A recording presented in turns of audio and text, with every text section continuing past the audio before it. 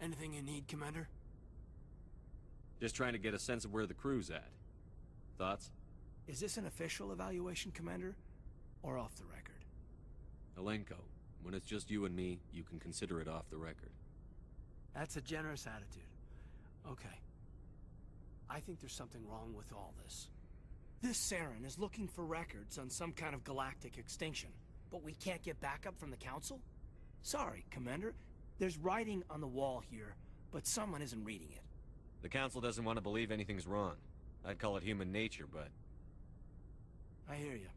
It just seems like a group that's been around as long as the Council should see this coming. Sorry if I got too informal. Protocol wasn't a big focus back in Bot. Tell me about it. Biotic acclimation and temperance didn't last past the airlock. To the kids they hauled in, it was brain camp. Sorry, hauled in is unkind. We were encouraged to commit to an evaluation of our abilities so an understanding of biotics could be compiled. There are worse results of accidental exposure to Element Zero in the womb. Beats the brain tumors some kids grew up with. Is there some question about how you were exposed? My mother was downwind of a transport crash.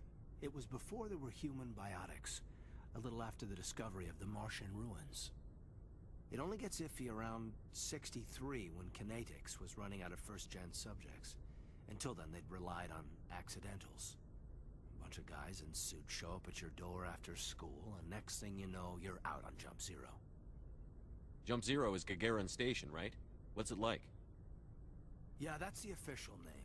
Biggest and farthest facility we had for decades. Right on the termination shock, the outer edge of the solar system. It's where they did all the Goose Chase FTL research before we caught on to using mass effect fields. It was a sterile research platform when I was there. There were other kids in the same boat, right? At least you weren't alone out there. That's true. We did have a little circle that'd get together every night before lights out. We didn't have much to do, though. It was a research platform then, and Kinetics kept Jump Zero off the extranet to prevent leaks. Then you must have had plenty of time to get to know each other. Yeah, we'd sit around and bull every night after dinner, play cards or network games. There was this girl named Rana, who had a little circle grow up around her. She was from Turkey. Her family was very rich. But she was smart and charming as hell. Beautiful, but not stuck up about it. I think you'd have liked her. Sounds like she was special to you. She was. Maybe she felt the same. But things never felt together. Training, you know. You know of any intentional exposures for certain? No one knows. Doesn't mean they didn't happen. As big as the exposures were, it was hard to track down accidentals. It was different then. No one knew the potential, so there wasn't a lot of regulation. Anything Kinetics did was gold. I'm not saying they intentionally detonated drives over our outposts, but in retrospect, they were damn quick on the scene. Jump Zero's a long way from home. What was it like? The grand gateway to humanity looks a lot better in the vids. But that's my own baggage, Commander. No bearing on this. Alenko, there's no regulation that says you can't be friends with your commander. I appreciate that, Commander. I just don't want you to think that I'm a whiner.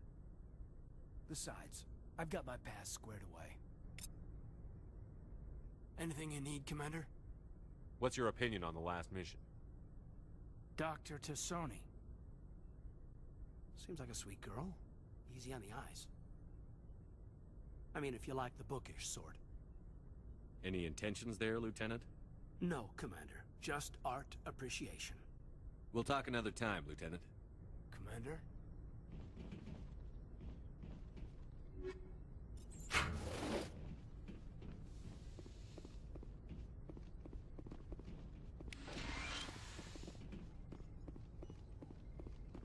Yes, Commander? Is there something you need? I should go. Goodbye, Commander.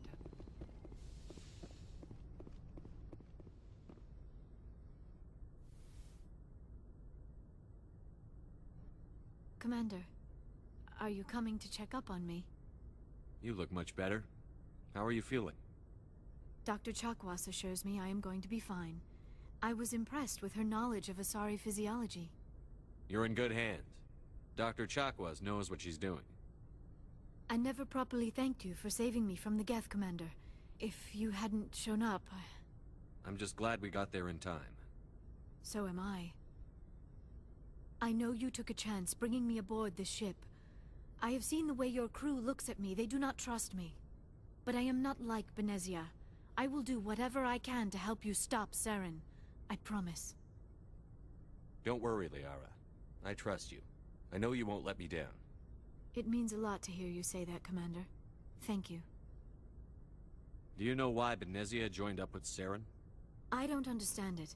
She was always outspoken about the need for the Asari to become more involved in shaping galactic events. Maybe she thought allying herself with Saren would somehow be for the greater good in the long run. At least I hope so. This hurts you, doesn't it? None of this makes any sense to me. I have not spoken to Benezia in many years, but I know her, and this was not like her. Something changed. I'd like to know more about the Asari. We were the first species to discover the Citadel. We were instrumental in forming the Council, and we always strive to be the voice of peaceful cooperation in galactic disputes. My people believe we are all part of a single galactic community. Each species contributes something to the greater whole. Although we seek to understand other species, it seems few of them seek to understand us. The galaxy is filled with rumors and misinformation about my people. Like what? Most of the inaccuracies are centered around our mating rituals. My species is monogendered. Male and female have no real meaning for us. We still require a partner to reproduce. This second parent, however, may be of any species and any gender. I don't understand. Your species can mate with anyone? Mating is not quite the proper term, not as you understand it. Physical contact may or may not be involved, but it is not an essential element of the union. The true connection is mental. Our physiology allows us to meld with other beings. We can touch the very depths of their minds. We explore the genetic memory of their species. We share the most basic elements of their individual and racial identities. We then pass these traits on to our daughters. It is how we learn to grow as a species and how we develop a greater understanding of other races. What happens to your partner after the union?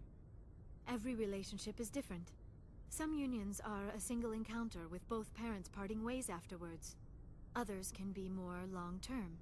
Sometimes an Asari and her partner will stay together for many decades. Do you know who Matriarch Benezia chose as her partner? She rarely spoke of her partner. Though I know my father, if you want to use that term, was another Asari. Benezia never told you her partner's name? Union with our own kind is no longer common, not for the purposes of reproduction. Most Asari believe it weakens our species.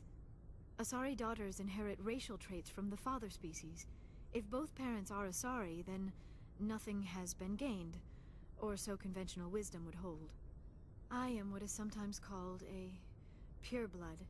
Though no Asari would ever be cruel enough to say the word to my face, it is a great insult among my people. It is possible Benezia's partner was embarrassed by their union.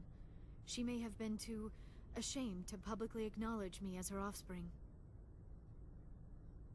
Maybe she wanted to meet you but couldn't. Something could have happened to her.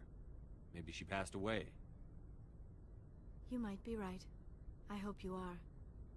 But I have no way to know for sure. Benezia never spoke of her partner. Whatever happened, it caused her too much pain to dwell on it. She raised me by herself, though that is not uncommon. Many Asari raise their children alone, particularly if the father species is short-lived. Often the partner will pass on long before the child reaches maturity. You Asari live for 1,000 years. What happens when your partner dies?